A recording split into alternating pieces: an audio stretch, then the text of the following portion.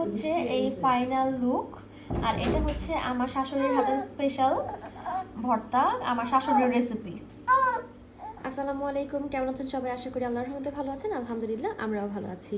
তো আজকে হচ্ছে আমি একটা ছোট্ট একটা রেসিপি বানাচ্ছি। সেটা হচ্ছে আঙুর যদি টক থাকে তাহলে আমরা অনেক সময় খাই না, তো সেই আঙুরটা খুব মজাদারভাবে কিভাবে খাওয়া যায় সেটার রেসিপি।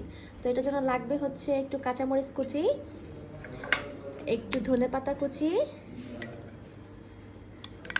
আর আঙুরটাকে যেভাবে আমি কেটে নিয়েছি সেভাবে কেটে নেবেন। সাথে হচ্ছে একটু বিট লবণ, লবণটা আপনার স্বাদ মতো।